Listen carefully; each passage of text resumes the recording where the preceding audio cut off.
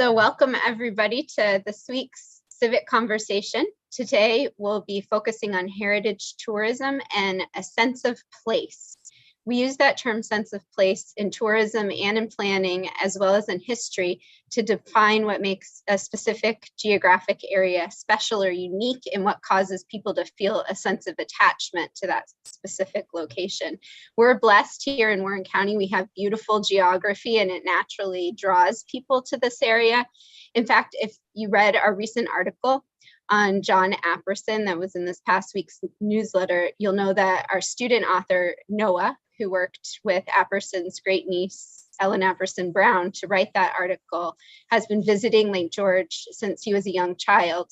And he felt such a strong tie to this area that despite not living here full time, he wanted to learn more about the lake's history. That led him to John Apperson, who felt a similar, very strong tie to Lake George that led him to devote his life to preserving this special place. Year-round residents, part-time residents, and visitors do feel a strong sense of place and connection with Lake George. That's often based both on its natural, physical beauty and the fact that generations of ancestors have visited the same location. This past summer, my son worked at Canoe Island Lodge on Lake George. It was built in the 1940s by a good friend of my great uncle.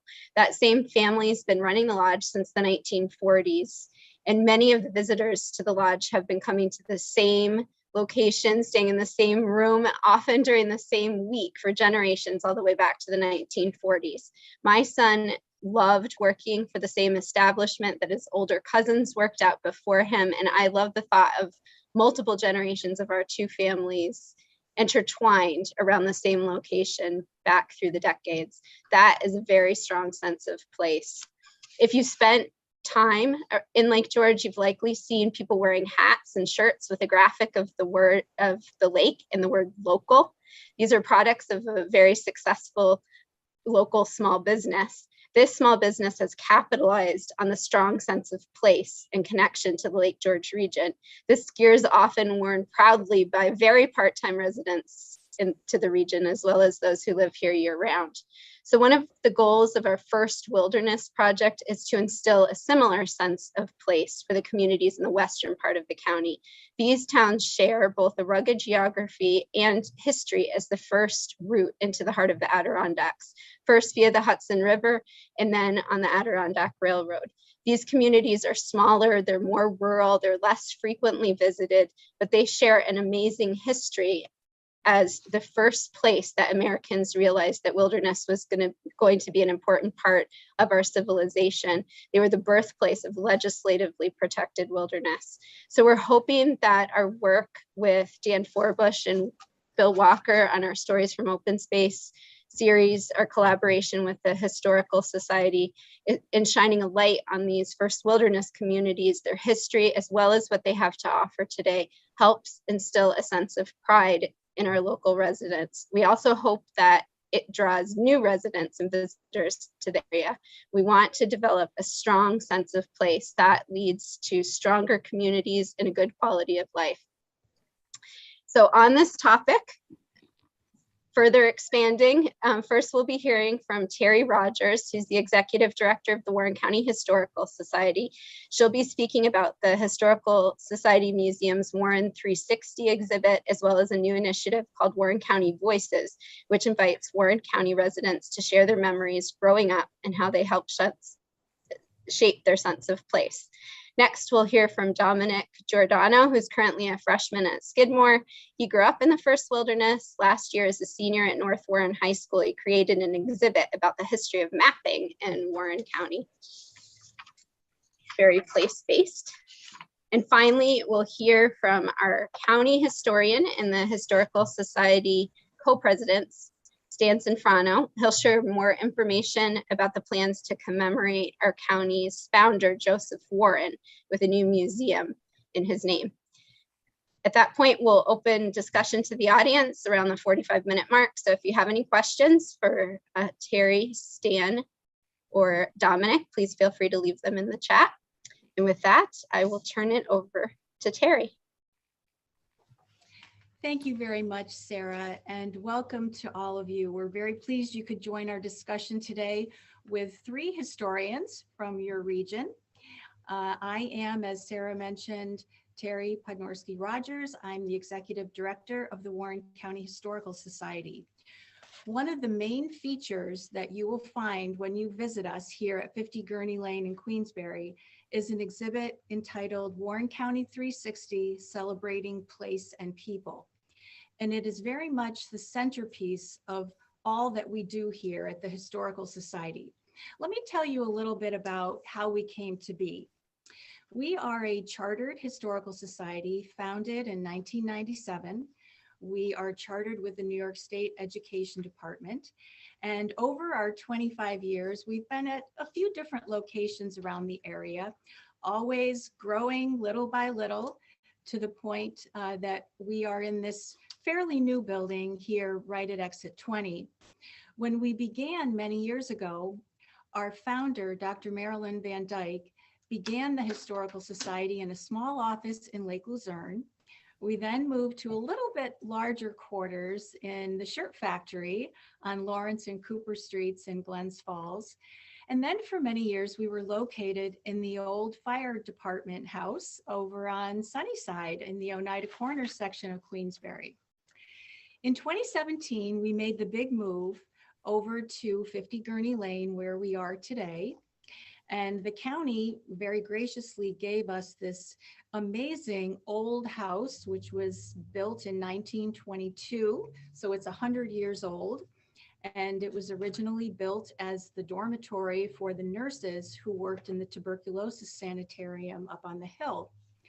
So this big house was gifted to us by the county with the proviso that we create a museum, a destination venue where tourists and residents could come and learn about the history of Warren County.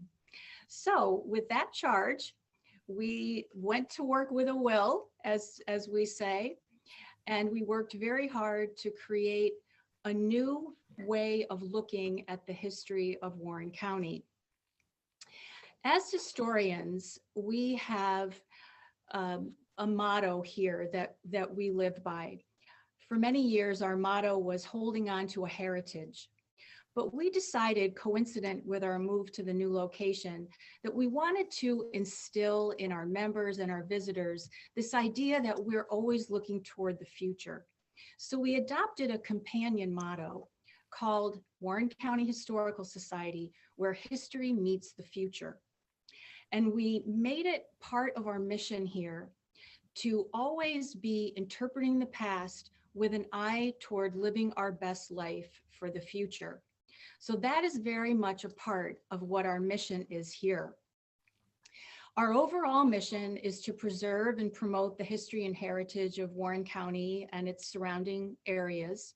But in addition to that, we have many specific jobs and goals and objectives and programs that we offer here. We do offer historical programs. We have a very interesting website, which I encourage you to look into, wcnyhs.org. We have vast collections and archives.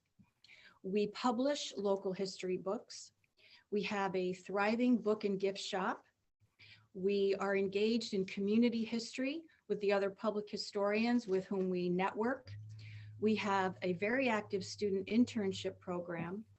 And the main thing that we do here is offer a museum. If you haven't been to visit us already, I do hope that you'll plan to come and visit us. We're open on Tuesdays and Thursdays from 9 to 3, Fridays from 10 to 3, and Saturdays from 11 to 2. And as I mentioned, when you come to visit the Warren County Historical Society, you will be treated to a very new and different way of looking at the history of Warren County and the surrounding region. Back in 2017, when we were charged by the county with coming up with a destination venue as part of its heritage tourism objectives, we wanted to offer something that would be new and fresh and would entice people to learn about the history of Warren County in a new and different way. So after brainstorming about this for several months, We as a team here at the Society, and I might add that we are a team of volunteers who are all very dedicated to the work of history in Warren County, we decided we wanted to focus on geography. We wanted to underscore the important natural resources that are indigenous to this region and show how they helped the county evolve as it did, both with our culture and our society, but also with our economy. Obviously, given our location right here at Exit 20, we're very advantageously located right at the gateway of the Lake George region and the North Country. And we have many visitors who are coming off the exit right where we are located to visit Lake George, to go to the ski centers, to swim and boat and hike. And so we wanted to be very open and visible to tourists, as well as to our own residents, as a place where all could come and learn about the magnificent landscape that we offer here and the historic legacy behind the natural resources that were here when our first settlers came here many centuries ago.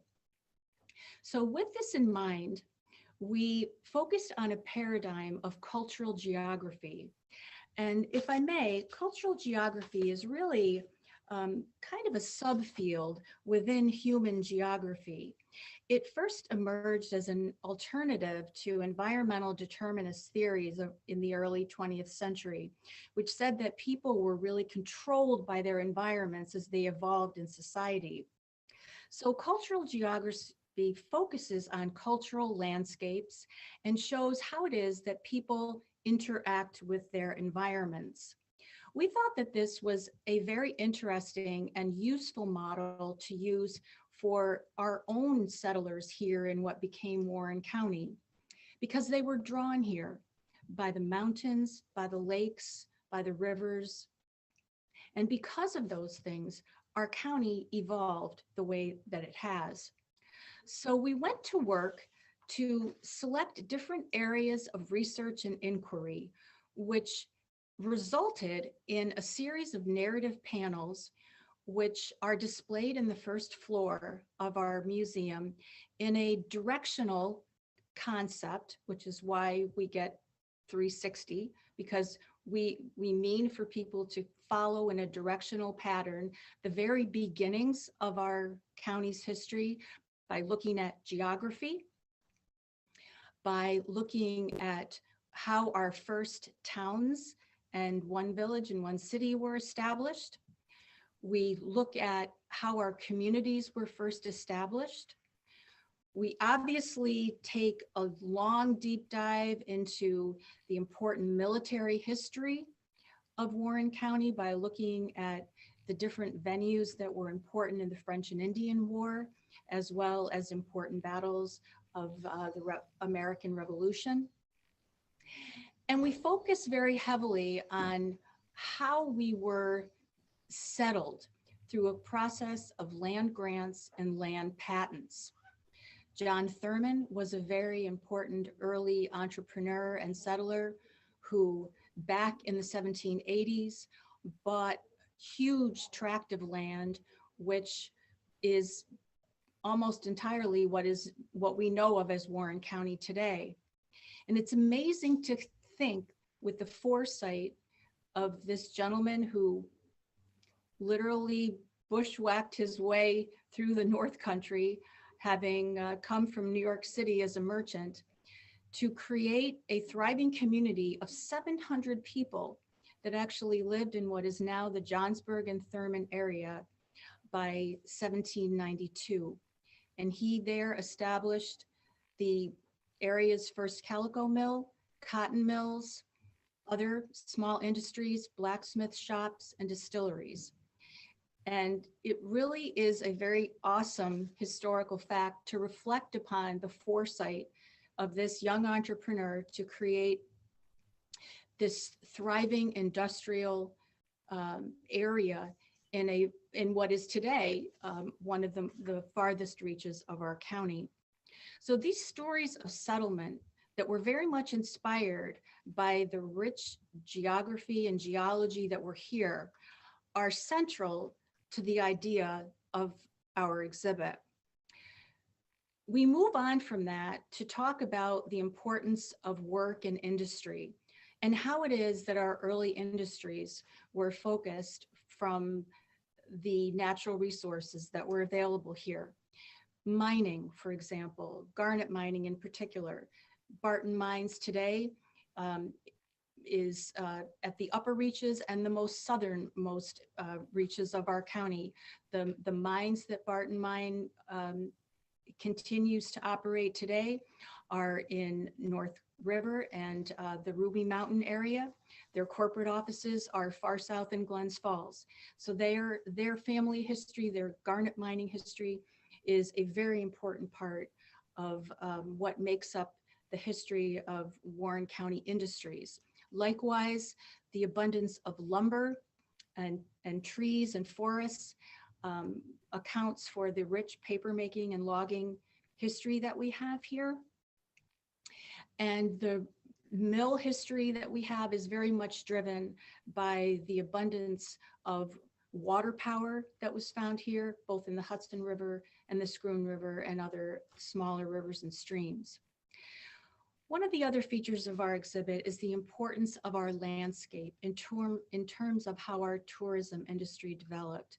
One can't deny how beautiful it is, a place to live here and to visit, and we're very proud of that. And as historians, that's a very important part of our story to tell.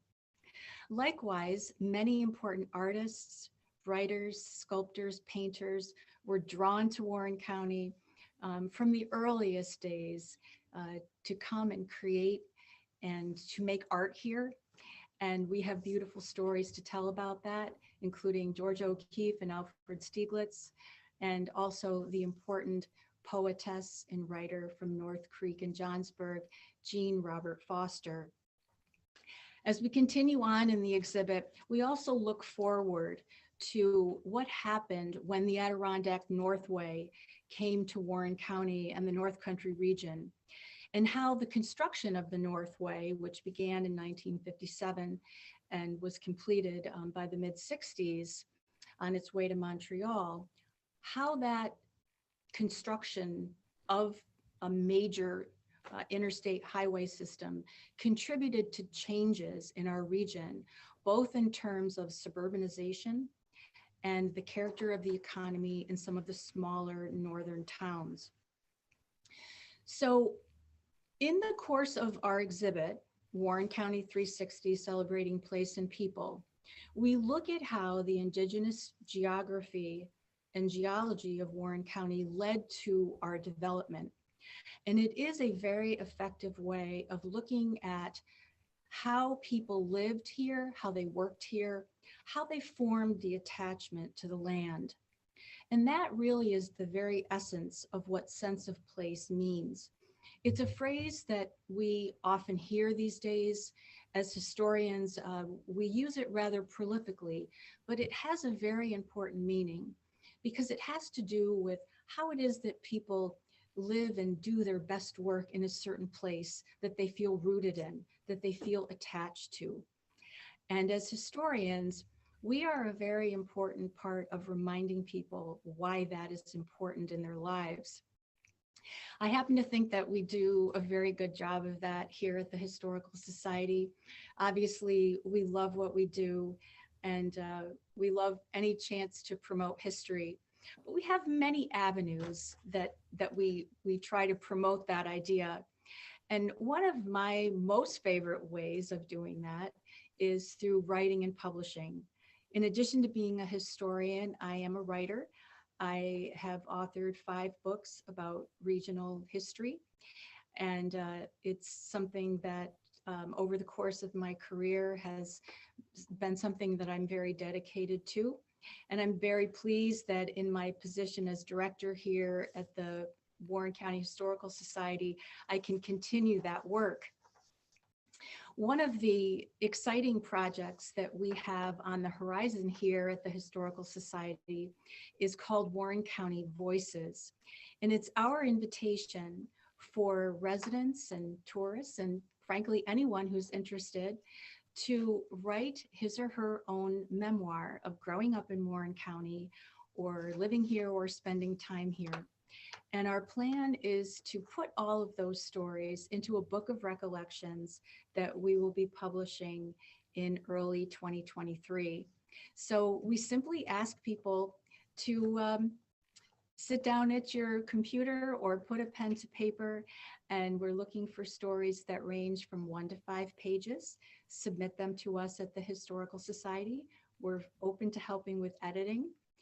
We're pleased if you'd like to include a photograph with your story that we can add to the book. But it will be an important reminder when the book is completed about the connections that we all share living in this beautiful place that we call home. We've been through a period of time during the pandemic where many of us have felt very isolated from one another. But I think the book will be a wonderful reminder to all of us about how connected we really are and really have always been by sharing the stories that we all have of what it means to live in this beautiful place that we call home, Warren County, New York. At this point, I'd like to introduce our next speaker today. I'm very pleased to introduce Dominic Giordano. Dominic was our student intern last year at the Warren County Historical Society, and we're extremely proud of him. He is a 2021 graduate of North Warren Central School. His hometown is Chestertown, and he is now a freshman at Skidmore College in Saratoga Springs. Dominic's special interest and focus when he worked with us last year was historic maps of Warren County. And there is no better expert to talk to you today about what map making and maps mean to the sense of place in Warren County than Dominic Giordano.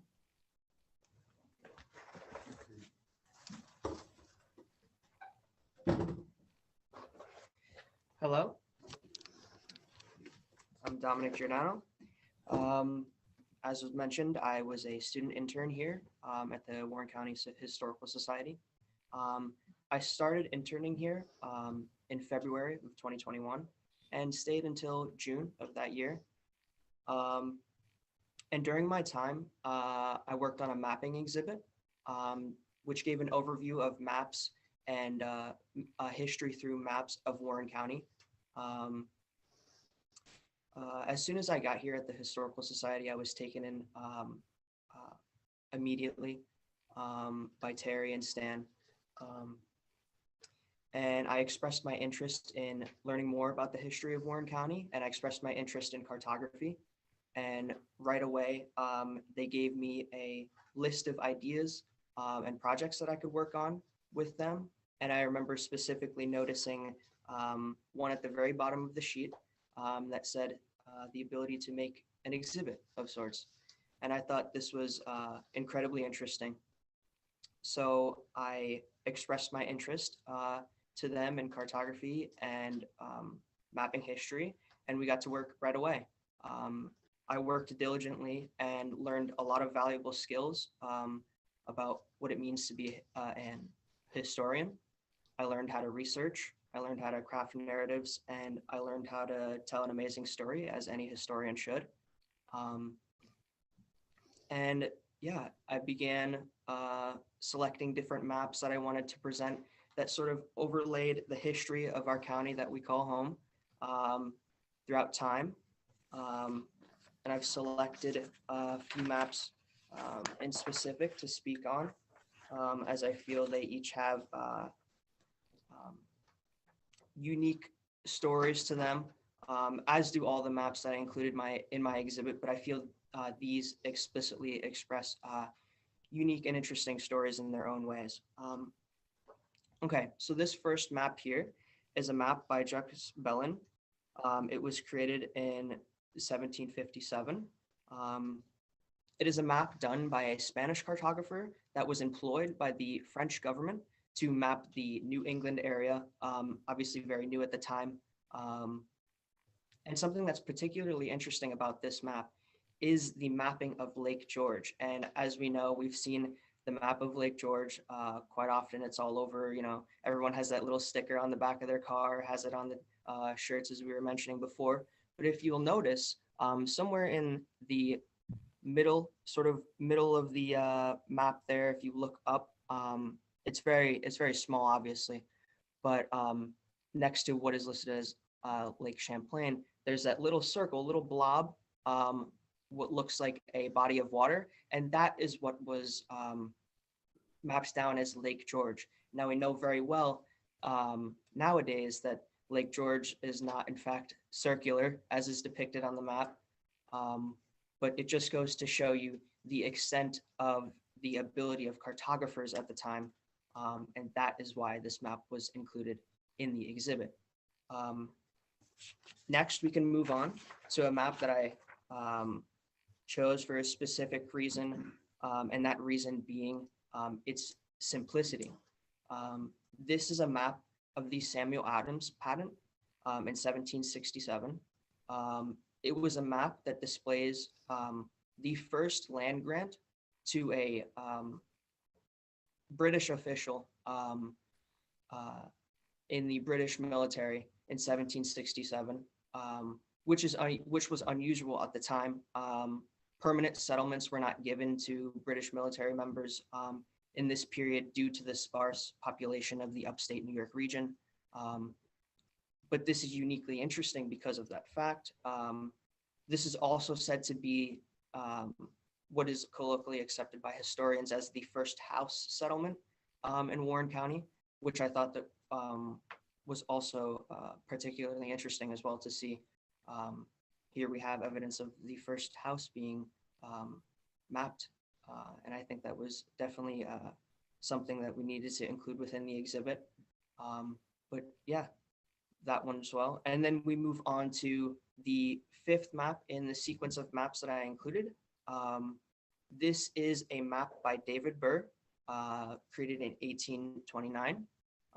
It is a map of the entirety of Warren County, and it is one of the earliest maps of the entire Warren County. I believe it was created only 16 years after the founding of Warren County. And it displays land plots and regions within the map itself, and explains the different provinces, I guess you could say, of Warren County as well. And I included it in my exhibit because I thought it gave a great overview of the progression throughout time of Warren County as a region and how we viewed that through maps. As you can see, this map is very intricately detailed in comparison to maps previously included in the exhibit. There's a lot more going on. We see a lot more progression, a lot more settlement. And that's the story that I was trying to tell with this progression that we see here.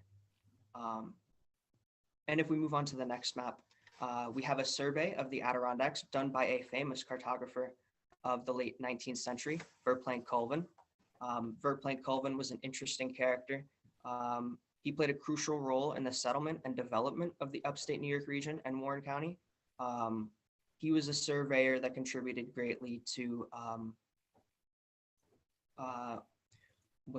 to the conservation of lands in upstate New York.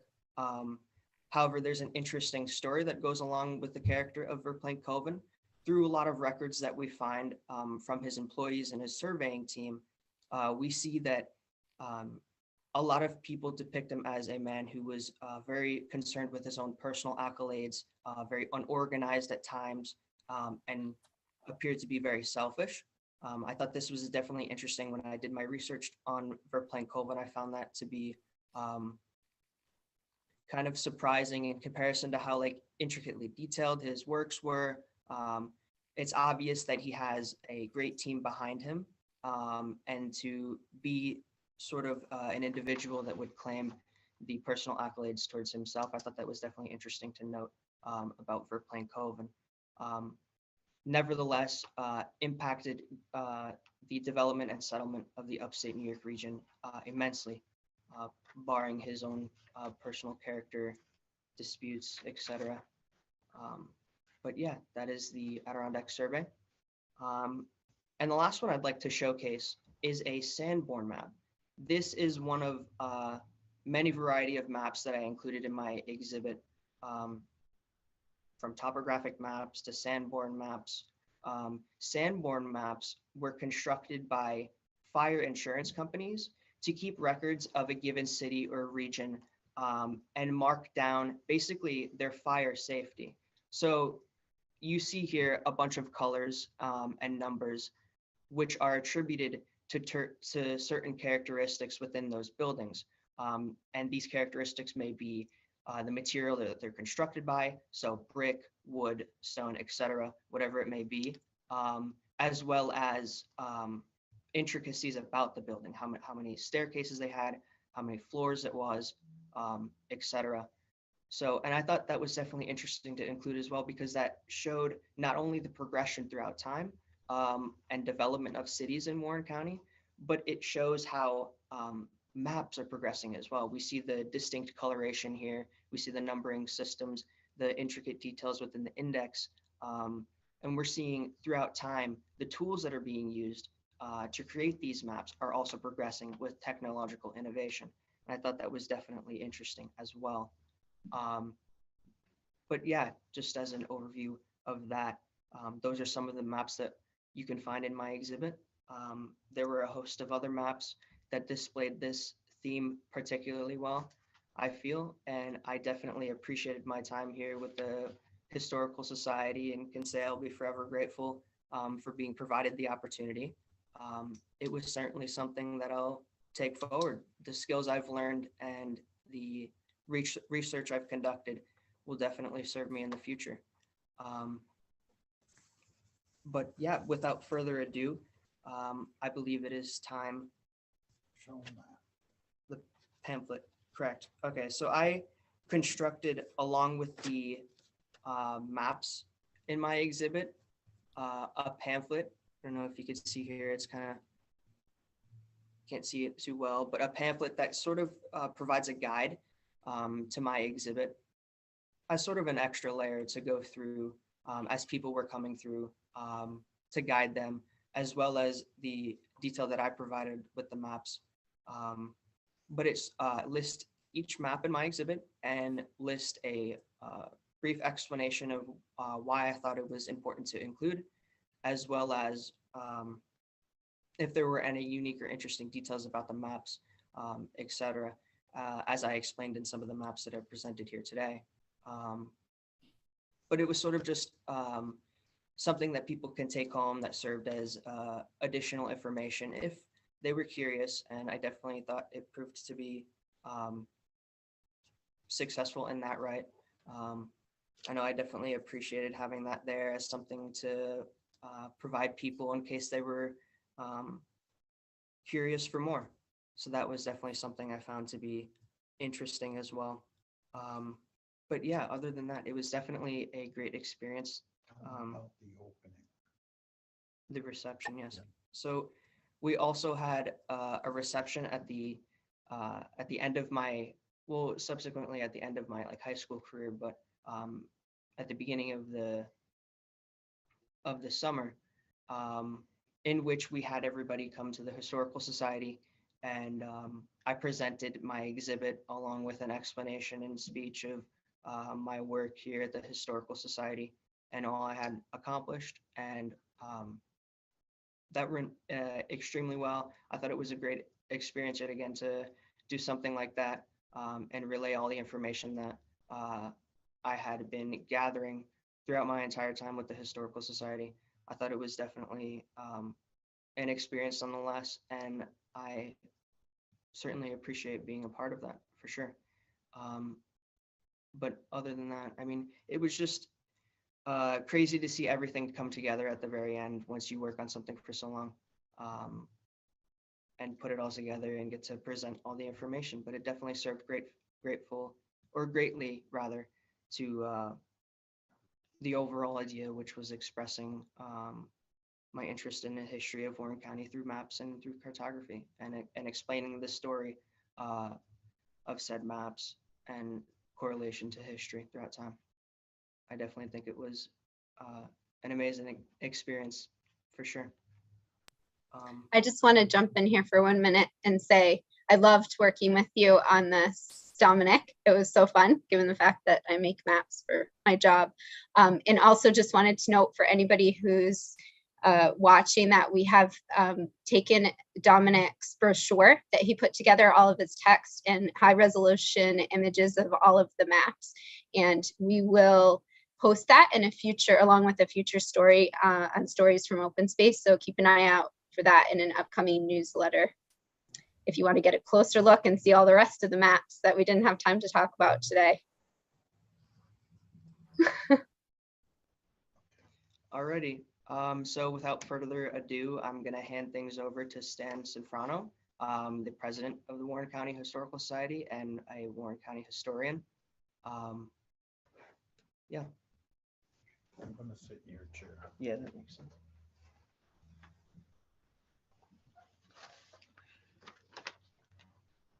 Okay, thank you, Dominic, for that explanation. If anybody wants copies of the brochure, let the Historical Society know and we'll send you one, because the exhibit is gone.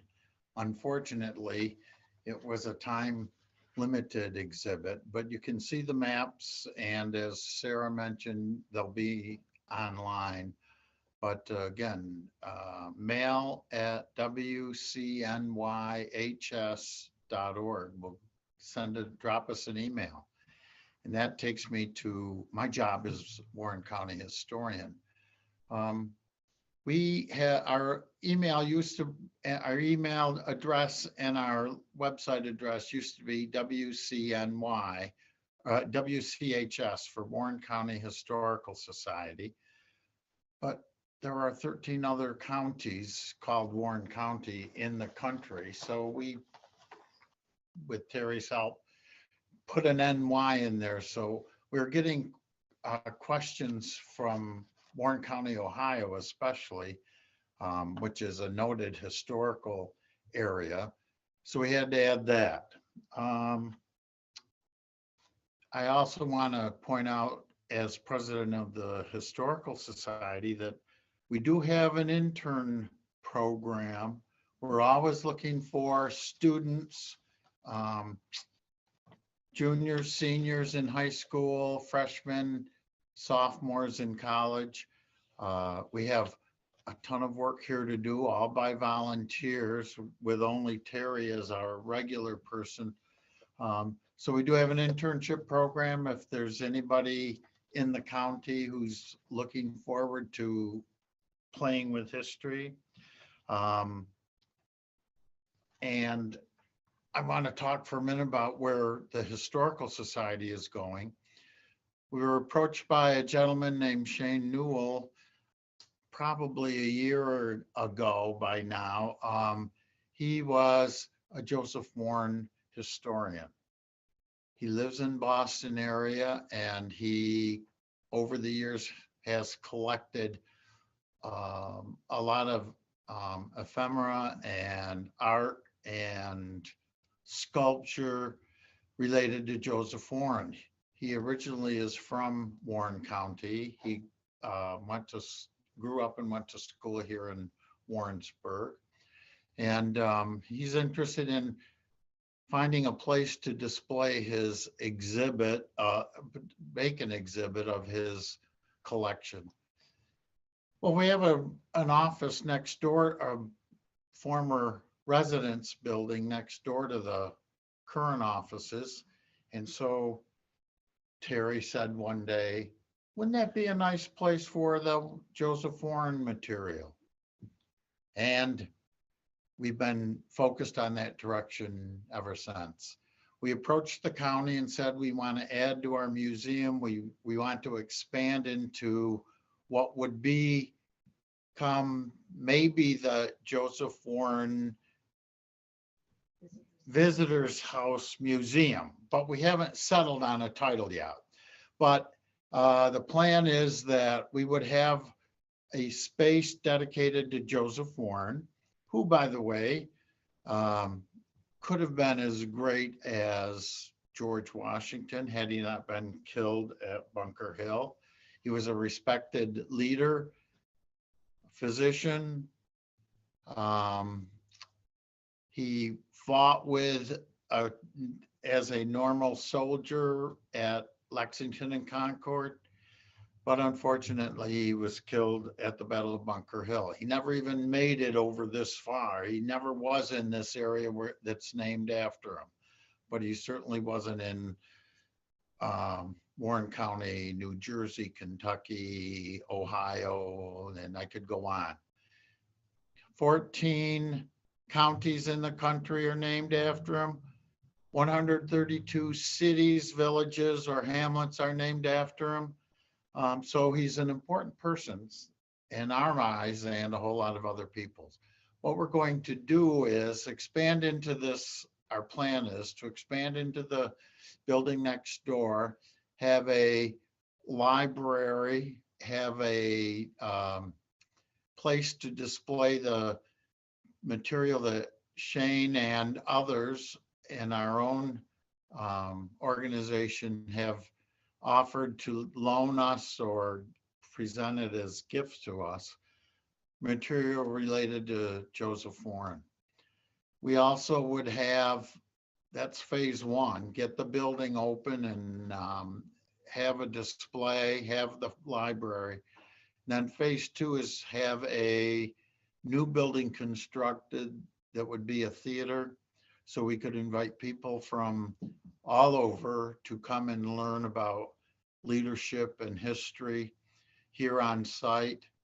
And then included in that would be an apothecary garden that Joseph Warren might have had at his office or residence in Boston as a physician.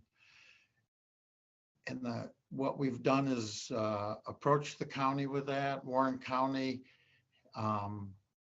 has met with us, and we've done a proposal with them. They support us as they did by giving us the use of this building for renovations. We've had an architect come in and look at the setting and is it feasible? And it is. And we also have regular meetings with the county. We have a renovation committee that the county's responsible for because it's their building. And then we have a cultural committee that's looking at just what will be part of the museum and what will be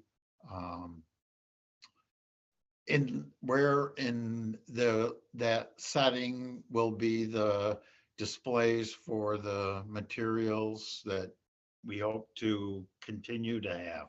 But then the best part is we need to have a teaser for the county people. So in our exhibit gallery that Dominic filled up for a while, we're going to mount an exhibit hopefully by June with some of the nice pieces of art and materials that Shane and others have given us, so that we will invite people in to look and see what will be part of the Joseph Warren House Visitors Museum or something, displays.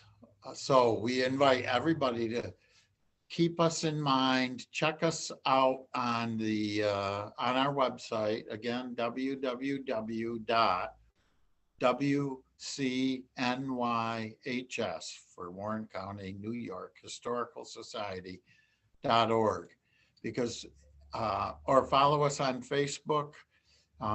We will make announcements periodically about the upcoming exhibit, and we'll let everybody know about it when it's ready to go public.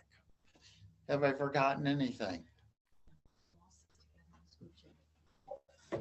Okay.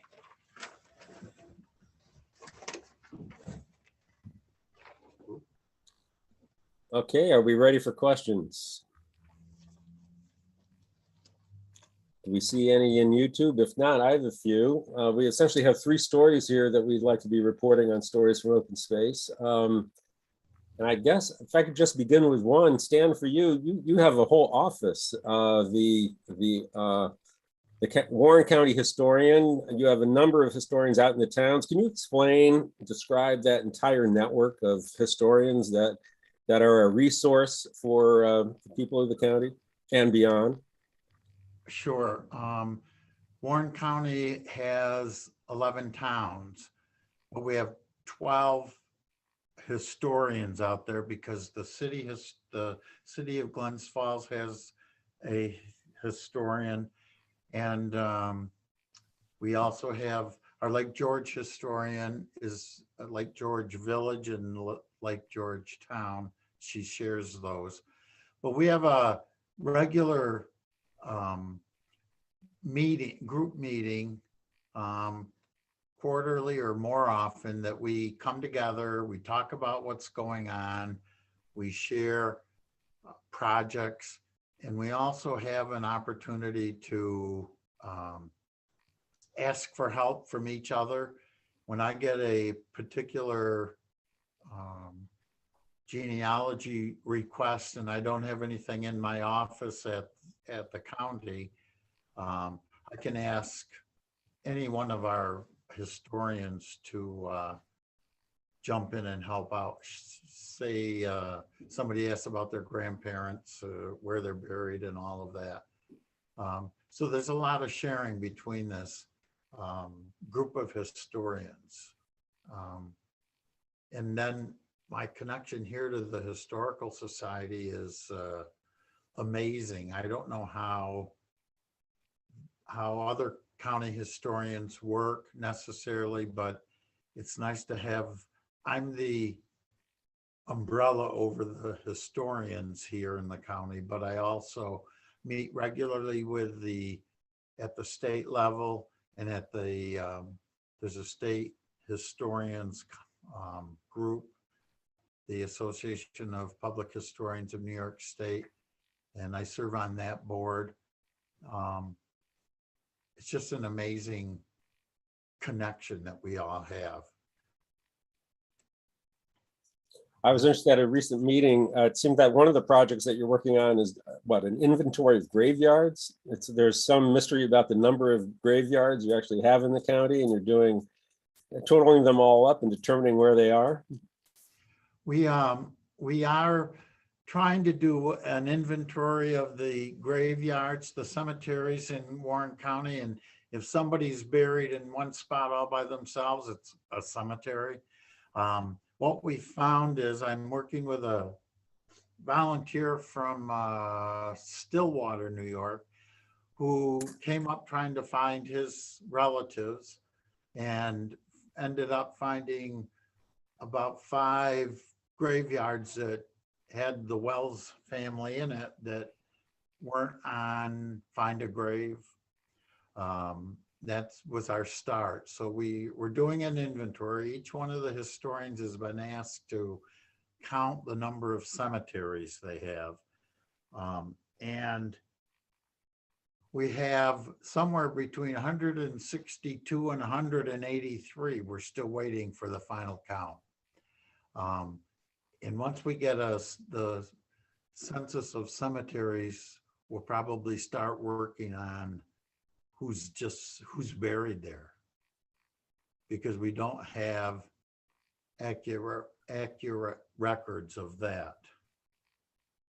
That's a great project. I'd be curious to know also, how did you get into history? And I'd ask the same of Terry. Like, when did your interest in history form? You decided that's what you wanted to do in life. I went to school to be a teacher, and I was a teacher for 40 years and finally loved every minute of it. It has good days and bad days, but I taught elementary school, I taught in a gifted program, and I taught college. I prepared teachers, and then I retired and taught English at the local community college. But because I was president of the Historical Society, I was asked in 2013, in 2011, I guess it was, if I would serve on a committee, the Citizens Committee for our bicentennial, which was March 12th, 2013, March 13th. Well, anyway. So I said, yes, I would serve on that committee, and Army volunteer, I got to be chair. I worked with the public historians, the then county historian, John Austin, and current county clerk, Pamela Vogel. And we had a great time. We had a wonderful celebration of the county. And then, because they knew who I was, when the position opened up, I was asked if I might be interested in being the county historian. And I said, they're going to pay me to do some of this stuff that I love doing. So who knows how it all worked out, but in my mind, it worked out for the best. Oh, that's great. Terry, what's your story? How did you get into history? I've always loved history ever since I was a little girl growing up in Glens Falls. I've always thought of myself as a real hometown USA girl, loved going to Crandall Library and reading biographies of historical figures and strong women. And when I was in high school, I did an internship at the Chapman Museum, much like Dominic did here, and always just really loved history. After I went to college, majored in government, got my teaching certification in teaching social studies, grades 7 to 12, taught school for a short time after a stint in corporate America. And then when my children, I have 3 sons, all grown up now with families of their own, when they were all in school full time, I went back to my passion, which was history, and went back to work at the Chapman again. And at that time, I was living in Saratoga County, lived there for about 27 years before I moved back to Glens Falls in 2017.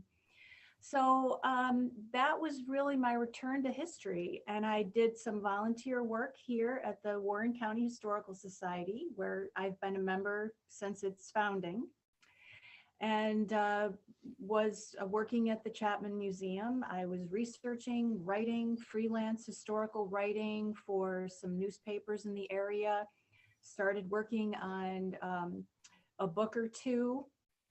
And then in 2004, I was asked to be appointed as the public historian for the town of Malta, where I was living. And I graciously accepted the offer. It was a wonderful opportunity to be a public historian at that point in time. It was right at the juncture of time when Malta was transforming from a rural town to the center of global chip manufacturing as it is today. And so as a public historian, I had a great opportunity to work with the planning department and do very serious historic preservation and advocacy for the historic structures and vistas in the town. And so I did that for several years, and then went back to writing full time, and wrote, as I said, 5 books about regional history. And then in 2017, this position here at the Warren County Historical Society came open. And I interviewed, and Stan and other members of the Board of Trustees interviewed me. And the first question they asked me was, do you think you could help us build a museum? And the rest is history. And I've got a follow-up question on some previous comments by Terry.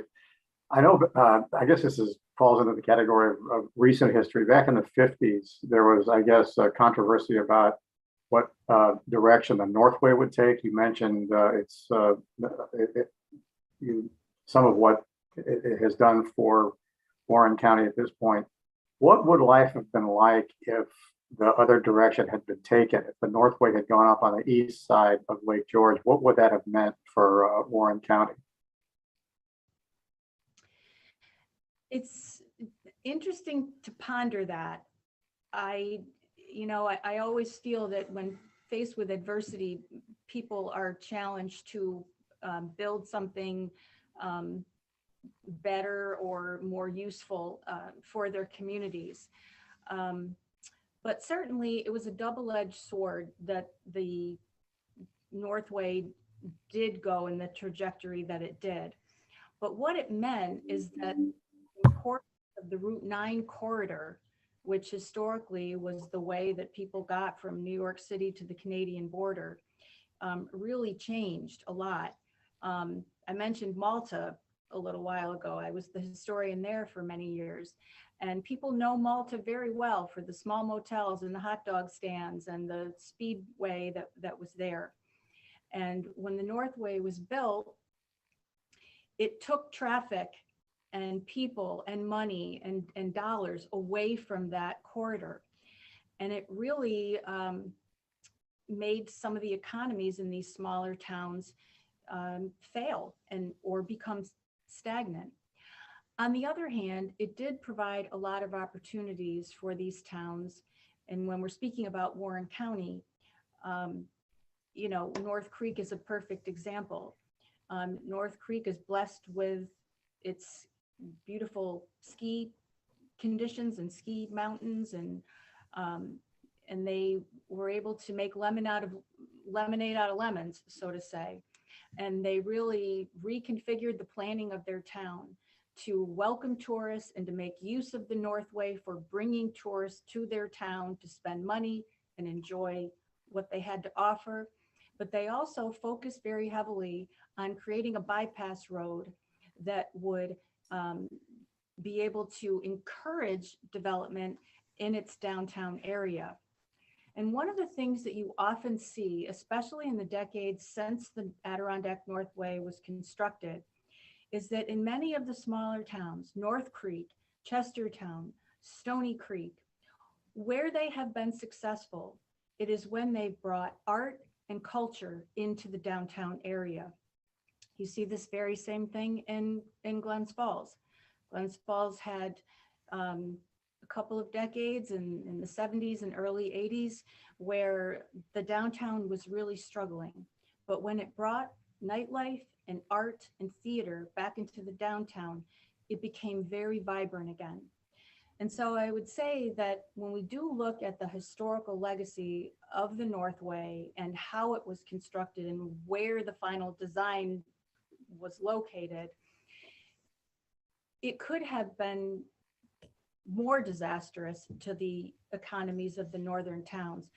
But the people that felt the attachment to these towns, again, the people who really carried that sense of place within them, saw to it that their economies and their societies did not fail by becoming very creative.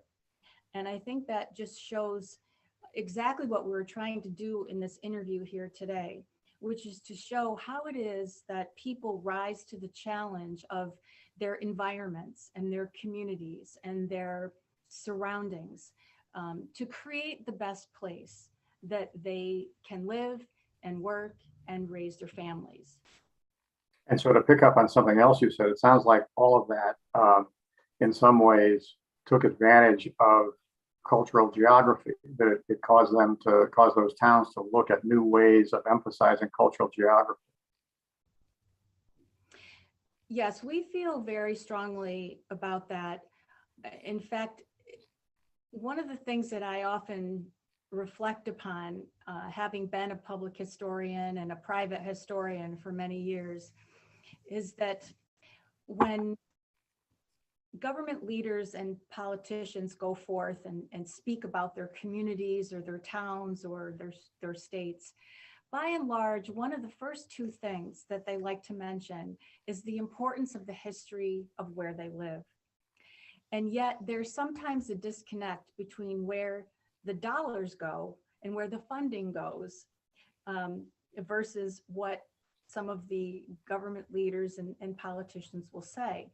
So it's our job as historians to make that connection and to remind people about the importance of place and landscape and history and tourism and the legacy of all those things and how they can translate into a stronger economy for the local area. And that is exactly what heritage tourism is. It's underscoring the important historical features and landscape and the many factors that go into making a place a fine place to live and work and recreate, and to translate that into actually bringing money into that community so that it will prosper and grow. Great, thank you. I sense we have a lot of great museums in Warren County. I just happened to be at the North Creek Depot Museum the other day, and it occurred to me there must be, what, how many museums would you say in all? And do you work closely with them? Do you coordinate exhibits or promotion? Just wondering what your relations are with the other museums. I know we have the exciting news of the Johnsburg Historical Society is going to move into a new home this year. We don't know exactly when, but they were hoping, I think, for this summer, and certainly by the fall, I think. Can you talk about the other museums? How many are there, and what do they cover? Can I take that?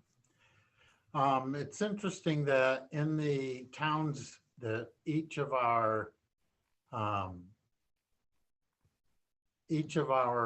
museums are connected to the historical societies. There are a couple of historical societies that don't have museums, but in addition is the Depot Museum, as you mentioned, and the Chapman Museum, and there are some other smaller museums. I was just doing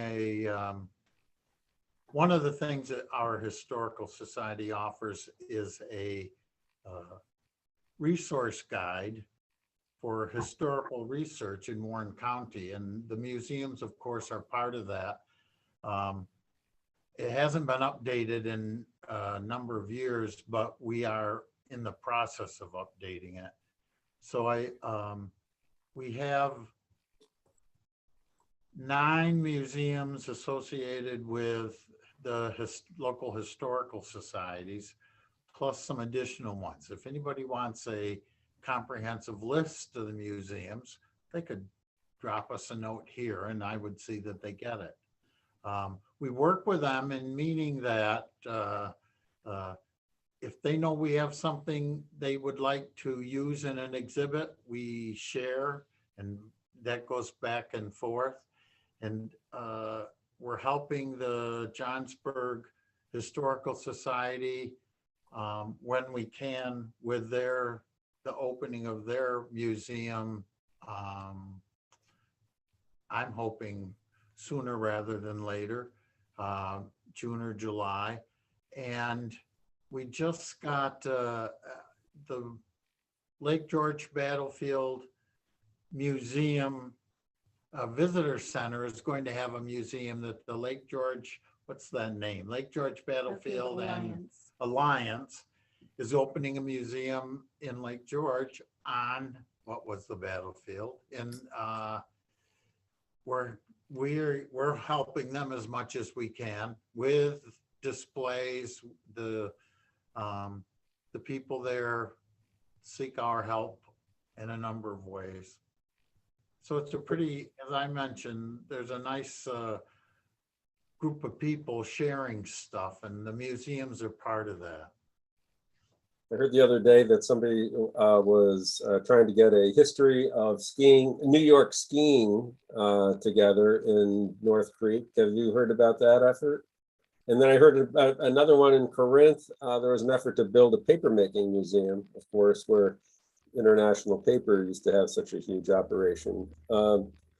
Any information on those? Both of those sound intriguing to me. Well, they know we're here to help when we can, and if Okay. we can. Okay. I had a question for Dominic for our story. Dominic, how did you get interested in history and cartography per se? And is history or cartography in your future, do you think? Do you see a possible career in either one of those directions?